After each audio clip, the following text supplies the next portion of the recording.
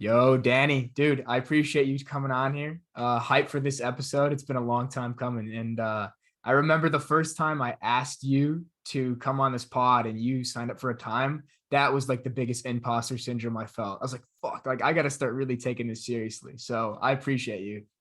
Of course, man. And it's just like, it's cool to me that you're starting this journey and I'm excited for you and excited to be on the podcast. Thank you, man. Well, let's get right into the question. So I'm curious right now at your current stage in life, like what does your ideal day look like? My ideal day is probably, I would say it's some combination of connecting with people, learning something new, creating on the internet, and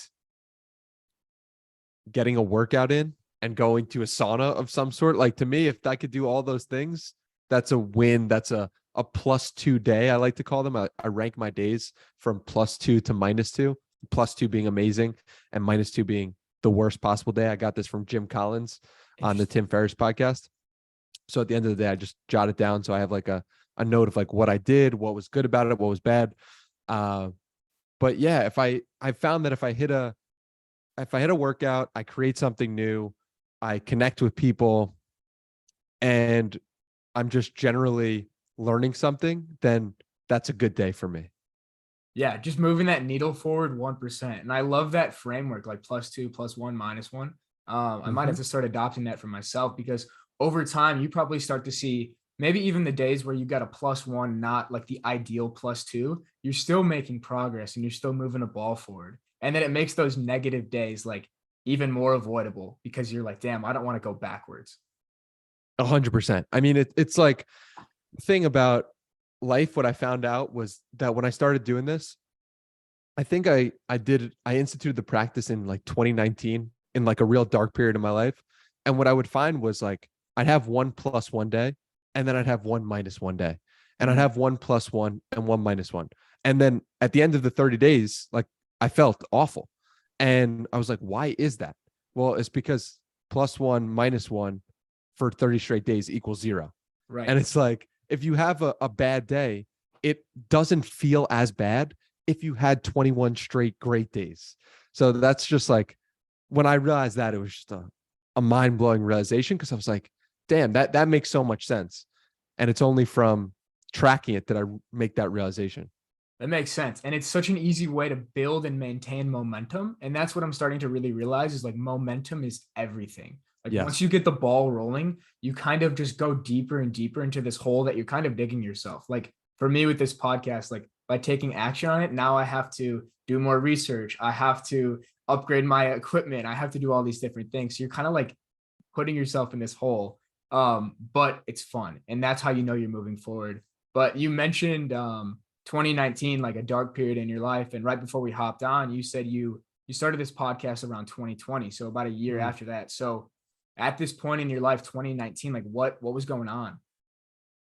I was working at a job doing something that was making me money, but I wasn't fulfilled with doing it. And it didn't feed my soul in any way. I was just going through the motions. I wasn't getting better. I wasn't progressing towards something. I had a sick job, but it was only sick from the external point of view. It was not very cool in the internal point of view of living in it every day. And I kind of just sat with myself like it's frustrating when the thing that you chased after is not actually the thing that is beneficial to you. Right. And so I guess I realized that, and it really sent me into a spiral of like, damn, like I went down the wrong path. Like this is not something that's enjoyable for me, even though it looks on the outside like it is. So I think like having that alignment between the things that are externally good and internally good are very important, because if you can align those two, you can get the feedback from people, and you can also get the feedback from yourself of enjoying that process. In 2019, I was navigating through that and trying to figure out, how do I find something that's fulfilling to me? How do I find something that I would do even if I didn't get paid for it? How do I find something that I can progress towards and master? And I didn't have it. So not having it made me feel very frustrated. And I thought it was going to be personal training for a little bit. I'm really deep into fitness and love helping people from that realm, but I just didn't, that wasn't it. And so it just navigating through all of that was really why I was in a dark or down place in my life. And what was the job, if I could ask? Yeah, I was working for Nate Schmidt and Scotty. I don't know if you're familiar with those names. I'm not, no. This is 2018 or 2019 Twitter. They had this, it was basically helping people with e-commerce, helping them set up their stores and coming up with templates for them to set up their stores. It was a sick job. I could do it from anywhere. Like, it didn't take a long time. It was relatively easy to do, but I still, some part of me deep down knew like this wasn't it. And that's frustrating because I was getting paid really well to do quote unquote nothing. Right. And that's where it comes in. It's like the whole work versus play thing, because there you're making good money. You're potentially living wherever you want. You're like this internet guy who can make money online, which is awesome. And like, that's kind of what I'm aspiring towards right now with ghostwriting. But it's like, if you could find something that gives you all those benefits of being somebody who's on the internet creating and making money, but it feels like play to you, then you're not even working. Like, I can just tell by the way you podcast, like it doesn't feel like work to you. Like 100%. Having genuine conversations with like these super interesting people from all around the world, like that's kind of what inspired me to get into it. It was like, damn, like what's the one thing I really love doing? And it's like just learning from those ahead of me and trying to distill those lessons down to younger people like myself, who I wish I had the guidance when I was younger. So I'm curious, like around this time, 2019, like, was there one turning point or one moment where you're like, all right, I'm going all in with this podcasting? Or was it more of like a gradual slide into it? It was a gradual slide, and it was multiple. It was like, I'd take a bunch of strides to, all right, I'm going to get a fitness certification so I could become a personal trainer. All right, like I'm going to put out some content related to that. Off, this is not it. And then feeling upset again. And then it's just like that cycle of like building up. All right. So like, what was I doing as a child? All right. I liked writing. So let me try writing. And I was like, okay, like now that's not working to the level that I wanted to, and it's not feeling fulfilling. So like, what's next? And it's slowly over time. I think it took a year from September 2019 to September 2020 of figuring out the podcast was the thing. And even figuring out the podcast was a thing, I still took turns along the way that made me feel upset or down. So I never want to paint the picture that it's like, all right, you make the decision to live in your purpose and then it all of a sudden is perfect. Like, no, you get tested every day. You get tested every month. Some opportunities come up that look amazing in the moment. And then you go down that rabbit hole and then you find out it's not for you. And then only from going down that rabbit hole could you figure it out. So yeah, man, I mean, it's like, there wasn't one moment. It was just the continual day in, day out, making decisions, trying to do the best that I could with what I had and moving forward.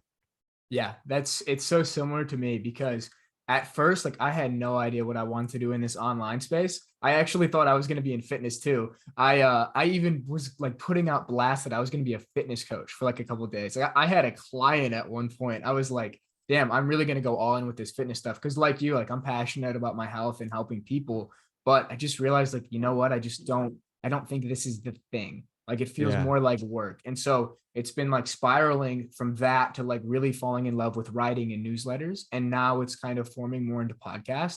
And I could see that being the longer term thing. But I know you've been on Twitter for a while, and I love reading your newsletters. I love reading your tweets. So you're obviously more than just this voice and more than a podcaster. So would you say you were a podcaster first, or somebody who was more of a writer first? Definitely more of a writer first. When I was 13 years old, I was writing blogs. When I was 15, blogs. Like writing is always how I preferred to communicate in the world. And then it was like 2020 for the first time when I had Gary Vaynerchuk on the podcast that I actually put out a video of myself. And I was like, all right, if there's ever a time to have a video of myself online, it's going to be now. And once I did that, though, it kind of unlocked any hesitation I had to do that, because I was like, this is no big deal. I just had to get over that initial hump. Yeah. But yeah, man, I always considered myself a writer since I was like 12 years old. That's dope. Yeah. I was the same way. Like growing up, I would write like little articles after our recess football games, like with people's stats and all this stuff. Yeah, I did And the same thing for Little League Baseball no when I was shit. 12. No Yeah. shit. And did you phase out of it? Because for me, like I phased out of writing and reading because I turned into this like jock, and I just was so caught up in being perceived as like this cool jock, and like reading and writing and learning, that was all like it's kind of nerdy things, and I didn't want to do it. And I'm finally finding that love again. So for you, did it go away at any point? Yeah, absolutely. So if I was better at sports, I would have turned into that jock. What I ended up doing was I ended up writing sports, but I turned like it wasn't like a big part of my being in high school or anything like that, other than the Knicks blog that I did. And I stopped doing the Knicks blog because I was just like, it's a lot of work and it's a lot of dedication. And my parents want me to go to college, and this is not gonna really jive with college. And then I went to college and I totally turned off any writing bone in my body. But then I came back to it at 23, I guess, with putting e-commerce stuff out on the internet, on Twitter. So It's fascinating how we wind up doing the things we were doing as kids. yeah, It's so fascinating. that's And why it feels like it's almost programmed inside of us. Like that's how I feel. Like this is just like this feels like destiny. This feels like I was supposed to do it. I don't have any choice but to write, to express myself, to let the world know how I feel in some way. Like that's in me at a deep level. And the more I think about like telling people to podcast or telling people to write, it's like, I'm wondering how much of that is just in you versus like that can actually be taken out of you if you have no interest to do that. yeah, it is an interesting thing. And it's like, is podcasting and tweeting and writing newsletters, is that just a medium to express your true self? Yeah. Or is it like, is that something that everybody can do? That's what I've wondered. It's like, I see so many advantages to writing online and starting a podcast and all these things, but like, I mean, 99% of people don't do it. So like, do you think anybody could do it? Or do you think it's for a select certain people, certain type of person? Yeah, I think it really depends. And I'm trying to figure that out myself. And I need more data points to really go after and see. But I mean, you see so many people who I really don't know. But I do know that it's always felt like so obvious to me to write, to put myself out there, to like I was doing it at 12 or 13 years old.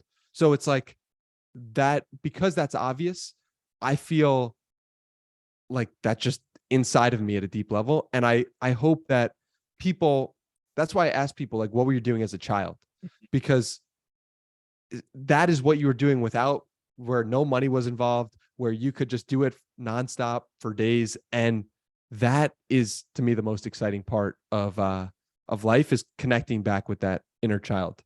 100%. And that's when things can start to feel like play. And that's what Naval talks about. He's like, ask your parents, ask your grandparents, ask your childhood friends, like, what were you doing as a kid? Or like, what were you just naturally good at? Because oftentimes I feel like we can kind of phase out of those things through school, through social status, Yeah. and like trying to fit in and be cool. So for anybody out there that like maybe doesn't know exactly where they want to go, it's like, ask your parents, like, what were you doing as a 5-year-old kid? And then maybe try to reintegrate that back into what you're doing now, or maybe pivot altogether as you did. I wanted to get a bit more into like the art of podcasting. So you're the first podcaster, I believe, that I've had on my own podcast. So it's super interesting to hear your perspective on things. So I wanted to know your opinion on like the difference or the line between doing your diligent research or preparing for topics, but also like being spontaneous and existing in the present moment. Mm.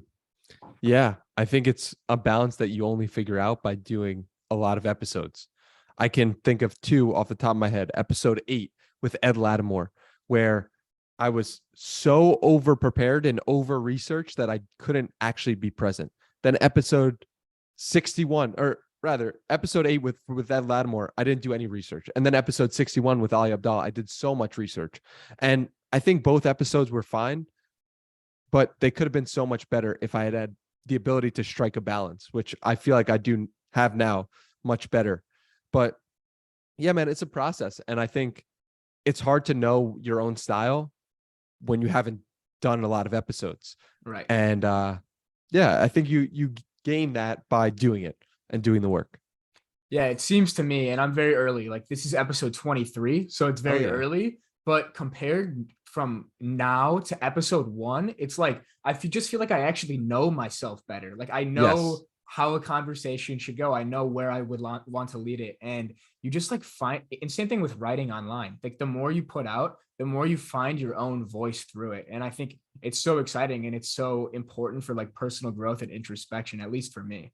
Yeah, absolutely. And that's the biggest thing I've realized is that writing, comedy, any creative act, podcasting, it's all a way to get to know yourself better. Right. If you do creative acts long enough, you learn about yourself, which is a wild thing, especially as a podcaster, because you're really focusing on the other person a lot of the time, or at least the way I do it. And because of that, somehow you figure out what's important to you based on their story. Mm-hmm. So the way you're asking questions or what you're asking about really gives you a better insight about yourself. And that's the part that I love about it, because I'm like, I am so much more comfortable with myself today than I was 2.5 years ago. Right. Like I could have been the same level of comfortability with myself for the next 10 years or for the next 20 if I just not done a podcast or not done any creative act. And then it's like, so I feel really blessed to be able to do it. And I feel like I'm just like, I'm blown away by how much I know myself better and how much more comfortable I am with myself in any situation or any interaction. Yeah. Knowing yourself, especially in this social media age, is so important because I feel like it's so easy to get so programmed by everything. And then I went through a phase where when I stopped playing football about like 10 months ago, I didn't even know who I was. I was like, wait, do I even have a personality? And it's like through these acts where you kind of force yourself into like uncomfortable or new situations that you find yourself. So one of your threads that I really loved was talking about how you did this like 5-day retreat in the woods in a cabin, like by yourself, no inputs or anything. So like, what were the main takeaways from that experience? And like, why did you do it in the first place? I did it because I was meditating every day for starting in May of 2020. I started doing Naval's 60-day, 60-minute meditation challenge. No shit. And then yeah. Real quick, that's actually crazy. I was talking to one of my friends on Twitter about this. I was like, I'm thinking about starting a Naval 60 for 60 challenge on Twitter, but I haven't done it. But anyways, continue. Yeah, absolutely. Well, it's super. I learned more about myself from doing that than anything I've ever done. And at the end of that, I wanted a way to go deeper because I was like, I know a lot about myself. I know a lot more about myself today at the end of that challenge than I did in the beginning of it. But I was like, I can go deeper than this. What if I did like 5 days with no inputs? The craziest learning from it and the craziest thing was like when no one is telling you every day, like you're Jack, you can then create a new version of yourself that isn't based on the preconceived notions other people and you have about yourself. So sit with that for a second. Like there is so much that you're doing and so much that I'm doing where it's like, all right, my name's Danny Miranda. I'm this podcaster. I interview these amazing people, but like, I'm not that. And I'm just playing that character for this moment. And we can get attached to that character. Like it's easy to get attached to the character of you as a football player and everyone's screaming your name and in a good way and everyone's cheering you on. And then it's like, but are you really that? And so doing that 5-day challenge where I had no inputs, you can't, there are no text messages reminding you that I'm Danny. So because of that, I'm like, what am I? Like there's a deeper layer there. Yeah. And I think it left me with so much optimism because I could then choose my path that I wanted to go down next.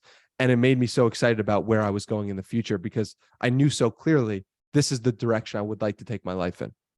Yeah, it's like almost when you stop attaching yourself to these identities or you lose your ego in a sense, you actually understand yourself more. And it seems like you can arrive to those conclusions by so many different ways. I arrived at the same conclusion through psychedelics, but it seems like you can also arrive at the same conclusion through meditating for 60 minutes a day for 60 days, for going in the woods for 5 days and just like being with yourself. And it's like kind of deprogramming yourself in a way. I think that's what all these things kind of come back to. So I'm curious, like on this 5 days in the woods, were any psychedelics involved or was it purely just like you? No psychedelics involved, purely me. Wow. But it's funny because my friend who was taking mushrooms at the time, like once a month, he was telling me, we were talking about my experience doing 60 minutes of meditation and his experience doing mushrooms. And he was saying, wow, this is so similar to what I'm experiencing. But the difference was that his psychedelic trip was something that he experienced one time at a really strong level. But what it was happening with the meditation was it wasn't as strong, but it was consistent. Like every day I would feel more connected. Whereas his was, because it was a trip, because it was one moment, it was less like he could draw on that experience 3 months later. But I was more able to draw on the connection between all things and all people and everything in this moment, and more kindness to myself because of doing it on a consistent basis.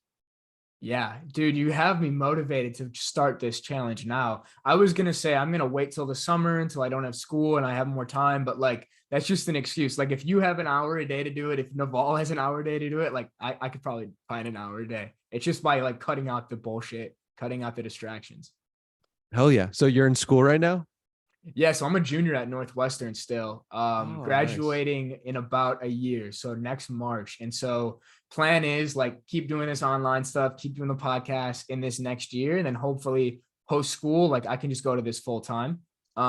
That was the intention I set for myself this past September. Once I found, like I stumbled down this rabbit hole of like online business, and I was like, you know what, like I'm going to just be disciplined as hell for 2 years. So then like the next 80 years, I can live on my own terms rather than work some corporate job. Because a year ago today, I was working a corporate internship unpaid, like commuting an hour each way on the train, like fucking miserable. And now it's like, damn, I get to have a conversation with you. Like life is great, you know? It's crazy how often you hear that same experience. And I don't know if it's just because the bubble that I find myself in, but it's just like, was doing this job and I hated it. And I was going into the office every day and it sucked my soul. Like, I don't know. I hear that so often, and often enough where it makes me question, like, are there people that enjoy it? There must be, right? Like, I know my parents do something like that. So it's like, they enjoy it. And I think they do. And it's just like, I don't know. It's interesting. Maybe because we know about all the options that are available to us and what's possible. So we're less likely to like commit to doing something like that. But it's fascinating, man, because so many people have the same experience. Yeah. And there's two sides to it. Cause I know a lot of people that are like, yeah, I like to work my 9 to 5 and then I don't have to think about it after. Whereas for us, it's like, there's always theoretically something more you could be doing. You could be researching more. You could write another thread. You could do all this outreach and stuff. So, it's just, I think it's what you want out of your work. But my new mindset for it is I want like work-life integration. I don't want balance. I want my work to just be something that comes as a byproduct of like who I am. So like to me right now, this is not work. I'm not getting paid for this anyways right now. But it's just for fun. But maybe like someday it could turn into something that is actually like the way I sustain myself and my income. And that's why like you're such an inspiration, because you've done it. Like you've clearly done it. And it shows other people like myself and more people out there that it's possible. Yeah, absolutely. And I don't know if you necessarily should take this as like a blueprint necessarily, but something James Altucher really put it in perspective for me.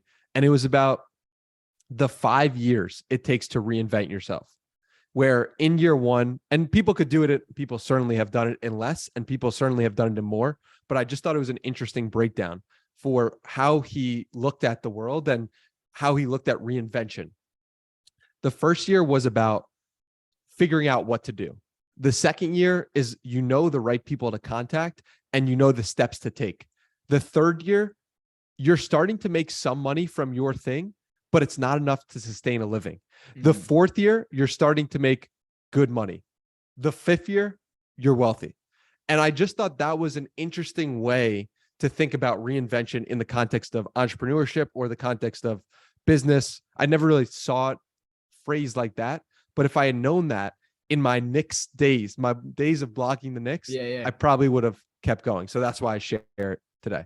Yeah, keeping that long-term perspective is so important, because it's not going to be an overnight thing. Like at Mhm. first, people are going to think you're weird. People are going to think you're insane. You're going to have imposter syndrome. Like I feel that all the time still. When you booked that call, I had hella imposter syndrome.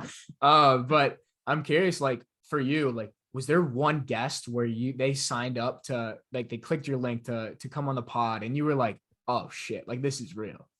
Yeah. I mean, Gary V coming on the podcast was a nice wink from the universe, I like to call it, because Gary V and I've had a long history of like 13 years old writing a blog post about him. 15 years old, he calls my mom Right. and I go to his book signing. So it's just like, because of that, and because I got him on so early, it felt like, oh, wow, I can really use this to get amazing guests. There were a lot of people who all of a sudden wanted to talk to me just because Gary gave me that cosign.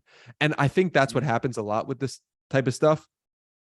Someone comes on the podcast that they respect and admire, then they're going to be down to come on as well. Right. So it's like, and you just continue building it up and you continue, you know, all of a sudden it's like now over 300 people have come on the podcast and a lot of them are amazing, incredible minds and entrepreneurs and creators. And it's like, there's a lot of people who look up to those people. So because of that, it's a lot easier for me to get guests. And that's hard to really internalize or realize in the early days.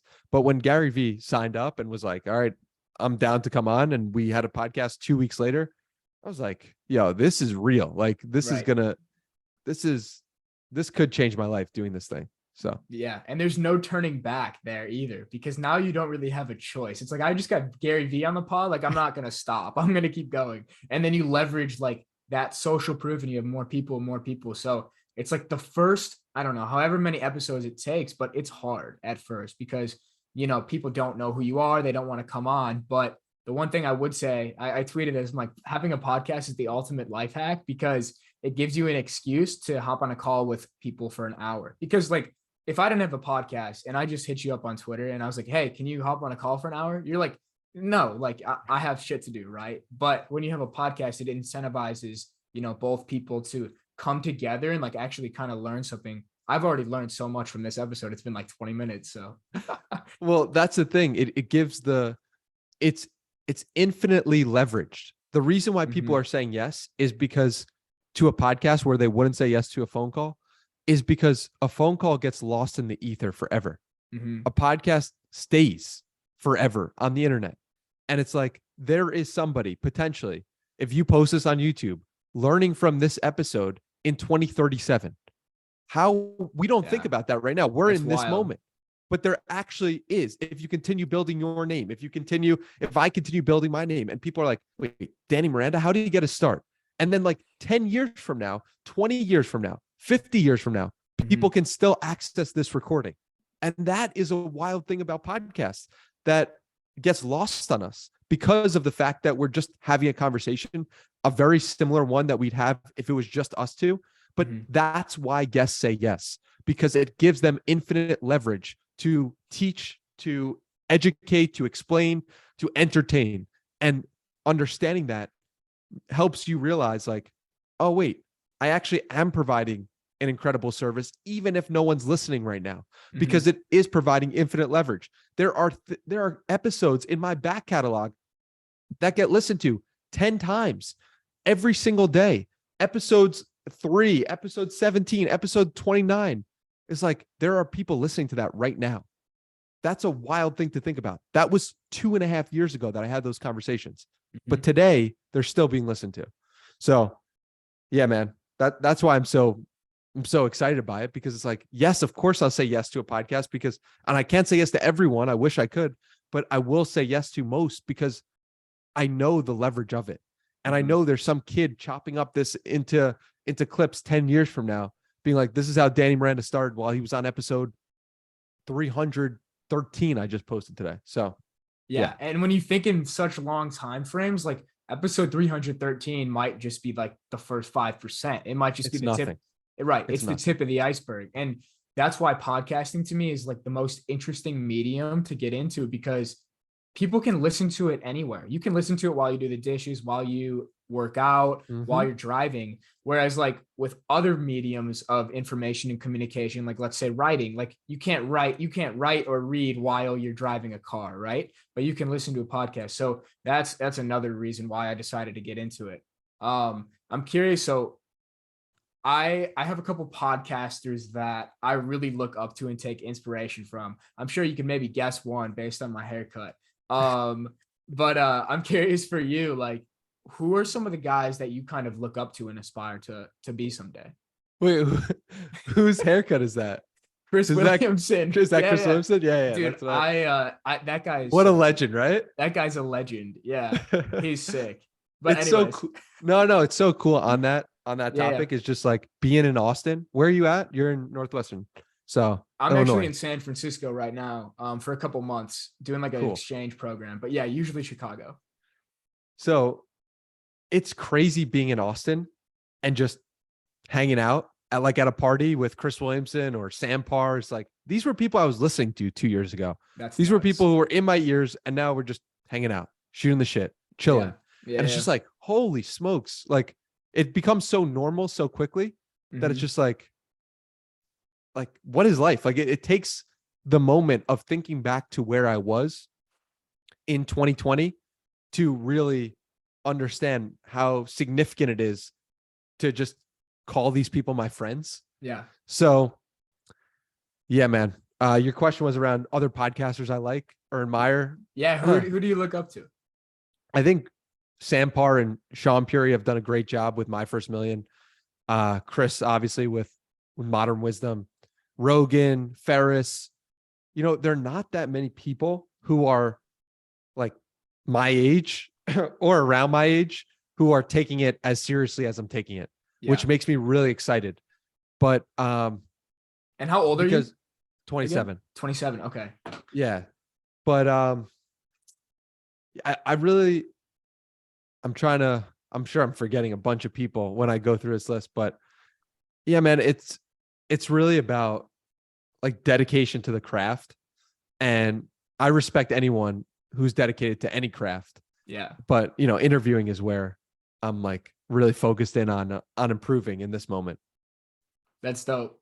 Yeah. And it's going to be crazy to see like in 20, 30 years, like where you're at, even just as an individual, because you get to talk to all these people and take so much wisdom from them. And I had written down like an interesting comparison that I don't know if you've got, but I'm a pretty big fan of Socrates and like who he was as a person. And when he was 21, he was like a wrestler when he was a kid, like an athlete. And when he was like 20 or 21, he just got super curious and just started asking everybody questions. And I'm like, damn, that sounds a little bit like Danny Miranda.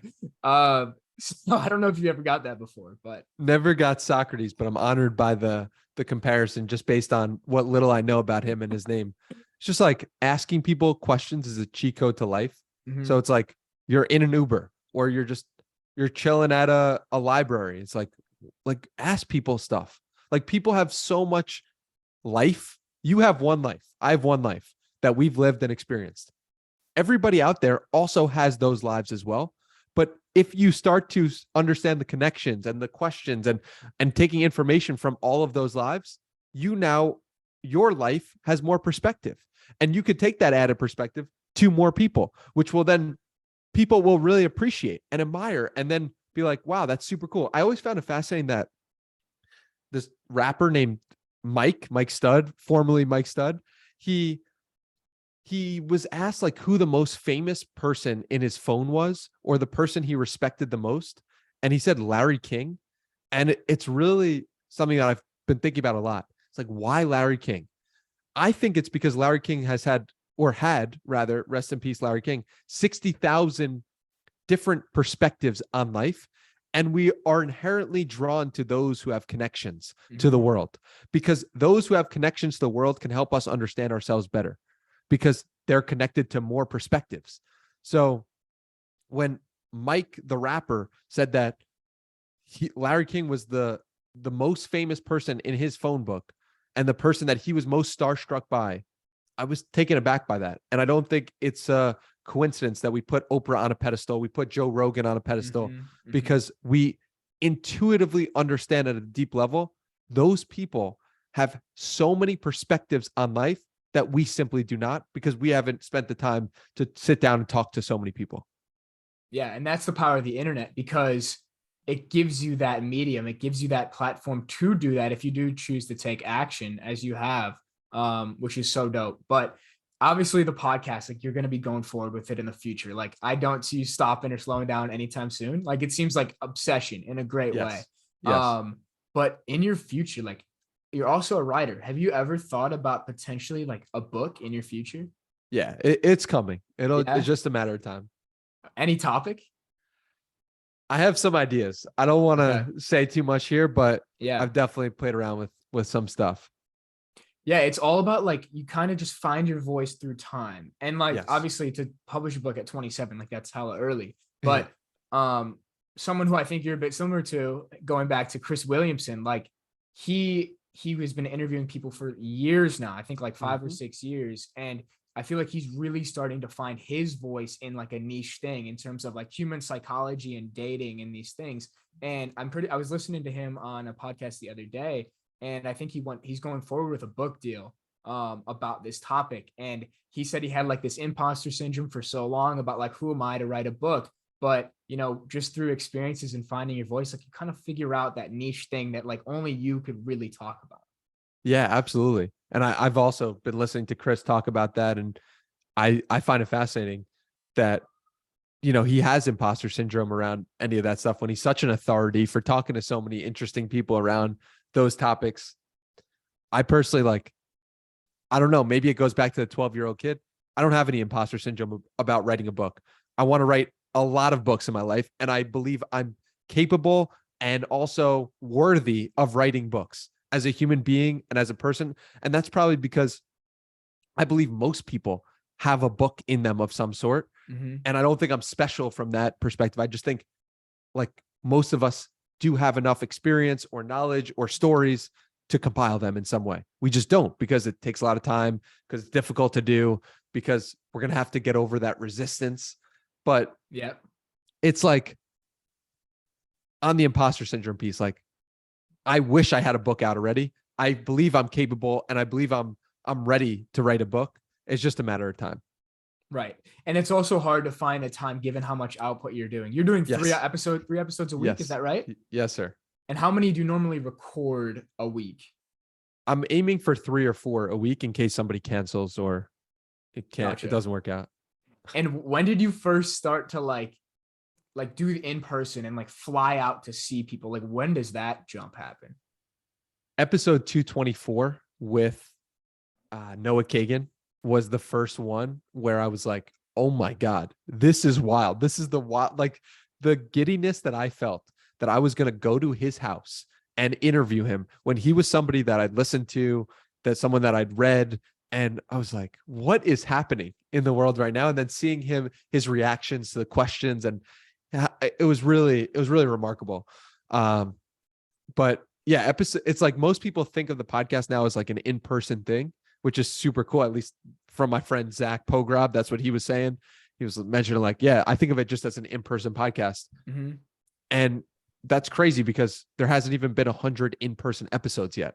So it's like, people's memory is short. And also, doing the reps of the first 220 was like a good indicator that, oh, I really like this. Oh, I'm making connections. If I had tried on episode 1 to get Noah Kagan, he would have been like, dude, get the hell out of here. Yeah. And yeah. so those reps were so important in building what it would eventually become. So I think that's such a key insight, the way you frame the first 220 episodes as reps. Like, yes. it's so interesting to think about, because like, obviously we think about reps in terms of like in the gym or in our sport, and maybe I'm biased because that's just how my mind works. But like, every time you press publish on anything, whether it's a podcast or a newsletter, a blog, or a tweet, it's actually just a rep. It's just practice. And then you can take that data and you improve on it just a little bit every time. And then you end up like not even being able to recognize the person you are now versus where you were, like, say, a couple of years ago. Every time I use the word rep, it's because I'm thinking about it in the context of content, but it all started with the gym. And I was just talking to my boy, Mike Vacanti, who's Gary Vaynerchuk's personal trainer. And he was somebody that I looked to in 2017 and was like, that dude's in sick shape. Like, how do I look like that? And he taught me all about reps, like actual fitness reps, actual reps in the Yeah. gym. And it's like, you just carry that mindset over to anything you do and realize like, oh, it's meditation reps. Oh, it's content reps. It's podcast reps. It's tweets. They're all reps. It's the same thing. So. Yeah, that's such a cool perspective. I wanted to ask you this too. You hit on it a little bit in one of your recent episodes. Dealing with the knowledge that one day you will probably be famous, or like you're on the road to that. Yeah. And so I'm curious, like in your current life right now in Austin, like do you get recognized? Like, do people come up to you, and how does that feel? So about once a week, somebody comes up to me and is like, love the podcast. Last time it happened, it was 3 days ago. I was walking down the river over here, and some guy's just running past, and it's like, Danny Miranda, love the podcast, as he just runs past me. And That it's is just so like, cool. That is what just the hell unbelievable. Dude, I mean, I was in the sauna when I just got down here, and some dude's like, are you Danny Miranda? You have a podcast? I was just listening to you and Kamal Ravikant. I'm like, what the hell is happening? But you realize like the podcast was played 250,000 times last month through Twitter, YouTube, and audio. And that's not counting short form clips. So it's like probably over 1 million when you count all that stuff. And it's like, that's a lot of people. That's a lot of people who know your face or see you or aware of you. And so it's cool. But I also think like probably now is the best it'll ever be. Meaning like some people know me, but it's not enough where it's like impacting my day, or it's maybe like Sam Paar's level where he gets recognized maybe like once a day if he goes out. But yeah, man, it's cool, but it's like also like, all right, this is responsibility now. Right. Responsibility to like, people are listening. People care about what you have to say. People are using you for their routine, for their run, for their way to go to the office. So there's a level of pressure that comes from that it's not going to get less than that. It's only going to get more. Right. And so understanding that is really important. Yeah, I think you hit it right on the head in terms of pressure. And I can only imagine you start to feel it more and more and more, but you just have to adapt and get used to it. Yeah. And I think there was a quote from Alex Hormozy. He might've got it from somebody else, but it's like, for the impact I want to have, like it's the price I have to pay. And so like, for you, like what is the overarching purpose of the podcast? Like, what do you want to do? So thankfully I kind of had that, like I think most people don't know their purpose, and I think that's completely normal. But for me, what happened was I was doing this meditation challenge, and then just one day it just hit me while I was sitting out in the sun, where I'm like, I want on my gravestone to read, made the world happier, healthier, and wiser. And every podcast is an attempt to do that. Every podcast is a way to help show somebody like my way of being, or my curiosity, or the guest curiosity, so that they could live a happier, healthier, wiser life. And it's like, I asked Brian Johnson, this billionaire who sold Venmo to PayPal for $800 million. I asked him, dude, like I've had bad times in my life, but like I can't really resonate to hating myself in my own brain. Like, and that's what you've said before, Brian. So like what should I do? What should somebody like me do to somebody like you? And he's basically like, I've never considered that before. But one thing is to like spread that to as many people as possible. And that is what I'm doing by the podcast. Yeah. Like, all right, Brian, I'm doing it. You know, like I'm just spreading my personality so that I could be friends with more people who might need that shoulder. They might not have anyone in their own life, or they might, who is optimistic and kind and hardworking and looking at the bright and best in people, and just really helping people. Like, people might not have that. And so I'm attempting to do that for as many people as possible. And yeah, I mean, that's what I'm trying to do, make the world happier, healthier, and wiser. And I think you're completely doing that, which is awesome to see. And when your purpose aligns with your work, like that's fulfillment. And that's really what I'm striving towards myself. And it's kind of like, I'm in these early stages. It's a learning experience, and I'm figuring it out as I go. And so finding that purpose for me, it's like, okay, what do I exactly want to do? And I'm thinking I want to help young men like in their 20s kind of find their path in life. But that's something I've only stumbled upon very recently in terms of like okay, I think like I might be able to do this. Now I'm at the start of my 20s. So like, who am I to advise some guy in their 20s what they're going to do? But I think maybe through my experiences, like learning over the years, I can distill that down. We'll see. So one thing on that is that I was just thinking about how just because we don't know something doesn't mean that we shouldn't create content around it. We actually should, and we should ask questions and learn and teach those learnings to other people. Right. And so just because someone doesn't have experience with something, like I know very little about artificial intelligence, but I know a little bit now after talking to Brian Johnson. And so now I can help explain that to people, the little bit that I do know, and be like, all right, yesterday I knew nothing. Today I know this from this guy who's really brilliant. So like, does that makes people so much more, they resonate so much more with that, because you're not coming across as like, I can teach you to go 20 to 29. Like if you came to me and said that, I'd be like, how? Like, yeah. But if you said to me like, all right, I interviewed this 27-year-old and this 24-year-old, and this is what I learned, and this is what I'm trying to apply. It's like, you're much more credible and people trust you a lot more. So yeah, man, I think that's awesome. Thank you. I appreciate it. But yeah, it's like learning as you go and teaching those just a couple steps behind you. I wanted to ask you one more question in terms of like this purpose thing. So what advice would you give to a guy in their 20s who maybe is like working a job they don't like doesn't have much direction in life? Like, what can they do to find that purpose? You got to carve out time to listen to yourself. I spent 24 years of my life externally focused. What do my parents think I should do? What do my friends think I should do? What does Twitter think I should do? And let me go down that path. It was only when I started to listen to myself that everything changed. Now, it wasn't an overnight change.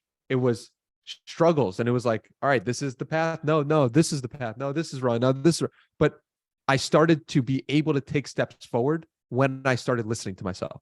What does listening to yourself mean? For me, this was the practical application of listening to myself. 20 minutes every morning to this day. You got a timer right here that I'm holding up for those on the audio only version. It's like same timer that I used in September of 2019 when I started this. It's like just 20 minutes, set the timer, listen to yourself, and hear what comes up. And you have to commit to doing this for at least 3 months. If the meditation aspect of this doesn't work for you, after 3 months, you could say, all right, I tried it for 3 months. It's not for me. But if you haven't done it for 90 days, I don't believe you when you say meditation doesn't work. And it doesn't have to be meditation. Let's say at the end of 3 months, you're like, all right, like I haven't got anything from this, which I find hard to believe, but I'll give that to someone. Then try journaling for 3 months consistently. Then try going on walks every day for 3 months and just hear what comes up without any inputs. In order to understand yourself better, in order to get to your purpose, you need to spend time with yourself by yourself. It's the only way that I know, at least. Maybe therapy might like help people find their purpose, but truly, I think it's an internal game. It totally is. And that's what I've been starting to experience myself is like our whole lives. Like we're programmed up until we're 18, like we go off for college potentially, and we're finally by ourselves and we have to figure out like who we are. But in the modern age, like we can constantly be stimulated. I could constantly be listening to an interview, a podcast, or like reading, or constantly getting dopamine hits on my phone. And like, you never have to be bored. Like you never have to be bored in the modern world, when in reality, like our natural state is to be bored. And then you, like thousands of years ago, you're just sitting around bored, like with your tribe, and you're only stimulated because you like see a deer in the woods. It's like, all right, we got to go kill it. Right. And so your natural state was to be bored and reflecting and present. And we've lost that. So it's like, you have to intentionally force boredom into your day-to-day life. And so, I mean, right now, other than the meditation, or because you said you're doing a meditation right now, right? 10 minutes a day, I believe I heard. 20 minutes in the morning. Yeah. And sometimes 20 minutes in the night as well. So valuable, bro. I need to get back to that. Because it's something that I struggle with. You know, there's so much going on, so many notifications and everything. And I feel like I have to respond to them. And you put out an interesting tweet, I think, about Jeff Bezos that I commented on. Like, people around Jeff Bezos said they never saw him go on his phone when they're with him. Like, he's locked in the present moment. And so like, if this guy can be present and with all he's doing, like we can all be a lot more present in our lives. 100%. I mean, the presence is everything. And that's really what gives you and unlocks your purpose, the directions you're supposed to take. And something fascinating is going on there where it's just like, we know the right thing for us to do. And it's all about getting in touch with ourselves to actually figure that out. And people can feel it. People can feel your presence. People can feel like, wow, Jack is really with me. Jack is not checking messages right now. Like there's something beautiful about that connection with people. So yeah, totally, man. I love that. One final question for you. So what does the next year or so look like in your eyes? Year is growing the podcast as big as it possibly can, locked in, focused, clips, just trying to do everything I can. The biggest guests, dude, I have some crazy guests that haven't been announced yet that I'm so excited. Shit. Like it's going to get wild. It's exciting. It's wild. It's like, oh my God, just building it as big as I possibly can. That's the mission for this year. And just staying 100% dialed in on it as much as I can. So I could tell when I asked the question right away, like the excitement and emotion you felt, like I saw it in your body language. And that's why I'm so curious to start doing these in person, because like you can learn a lot through the way people react to things. So dude, it's so admirable to see how aligned you are with like this obsession and this purpose. So I'm fucking hyped to see where this next year takes you, man. It's going to be fun. And it's a beautiful feeling. And I wish that feeling for everyone, like the ability for your day-to-day actions be so aligned with the person you want to be. And for that building to just create, that it's going to help create you into a person that you enjoy and that is exciting. And you're doing things that are in alignment with you. Like, dude, I want that for everyone. Yeah. And whether that's through podcasting or writing or whatever the medium is for you, whatever the thing is for you, like I pray that everybody finds that, because the world would be a much sweeter place. 100%, dude. I'm right there with you. I'm on a journey myself, and I'm taking inspiration from you. But real quick before we sign off, like where can people find you at? I like to say that the Danny Miranda podcast is the thing that I think is going to stay over the longest term. Meaning like Twitter can go, YouTube can go. I probably won't go anywhere. All these platforms, Substack, all this stuff, all of it can will eventually come and go and fade. I think the podcast, I believe, is going to stay. Who knows? 20 years from now, I could be completely wrong, but the podcast, the Danny Miranda podcast, wherever you listen, is the place to hit it. Hell yeah. I definitely highly recommend checking it out. This dude asked the most thought-provoking, insightful questions I've ever heard. Makes people find out a lot more about themselves than they ever thought before they come on the episode. So, dude, I appreciate you taking the time. This was super fun. Hell yeah, man. This was awesome. Thank you so much for the kind words and the thoughtful questions yourself. For sure.